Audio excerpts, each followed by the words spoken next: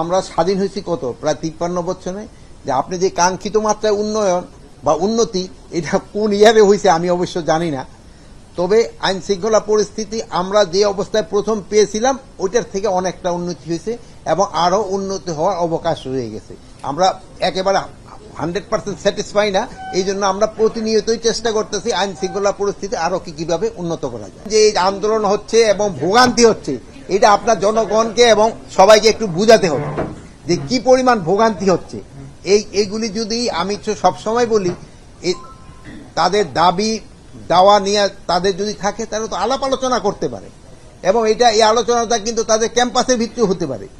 তারপরে যেমন ধরেন তাদের মাঠ আছে ওই মাঠেও তারা কিন্তু তাদেরটা করতে পারে, কিন্তু জনগণকে দুর্ভোগ করে মানে রাস্তাঘাট ব্লক করে এটা কিন্তু জনগণ যে কি রকম একটা ইসের ভিতরে পড়ে এটা তো আপনারা নিজেরা রিয়েলাইজ করেন।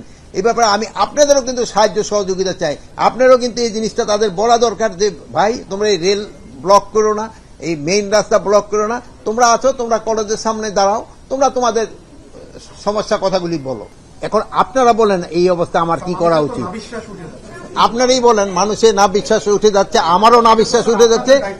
না আমাদের দায়িত্ব এটা না বলেন, এটা আপনারা দেশবাসী আপনাদের সবারই দায়িত্ব। আপনারা এই যে আমার সচিব মহোদয় যেখানে বললেন এটা আপনারা ভালোভাবে প্রজেক্ট করেন, জনগণই কিন্তু তাদের এক সময় উঠাই দিবে এই রেল লাইনে থেকে। আপনারা কিন্তু শোনেন এই আইন শৃঙ্খলা না, এরা তো লোকজনকে অতিষ্ঠ করে ফেলতেছে, লোকজনকে কিন্তু একেবারে অতিষ্ঠ করে ফেলতেছে। তারা কিন্তু দিনের পরে দিনে কিন্তু তাদের এই দাবি দাওয়া কিন্তু বেড়ে চলছে। আর এটা কথা শেষ করতে দেন, এটার পিছনে কারা জড়িত আছে এটাও কিন্তু আপনারা জানেন, কিন্তু এটাও কিন্তু আপনারা প্রকাশ করেন না। সবকিছু আপনারা ডিটেইলস জানেন কারা কারা এইটা আমি কেন বলবো? আপনারা জানেন না? আপনারা যেটা জানেন এটা কেন আমি বলবো? না আপনি না আপনি যেটা বলবেন এটাও মিডিয়া যাবে। শোনেন কথা শেষ করতে দেন না, আপনি কথা বললেন না মাঝখানে, আমার কথা শেষ করতে দেন। আপনারা এটা বলেন যে এই যে জন দুর্ভোগ হচ্ছে এটা থেকে পরিত্রাণের উপায় তারা এই রেল লাইন ছেড়ে দিয়ে তারা তাদের ক্যাম্পাসে গিয়া যত ধরনের তাদের দাবি দেওয়া আছে তারা তাদের কর্তৃপক্ষের কাছে পেশ করুক, তাদের কর্তৃপক্ষের কাছে তারা গিয়া পেশ করুক এবং এই জনগণের যেন দুর্ভোগ না দেয়।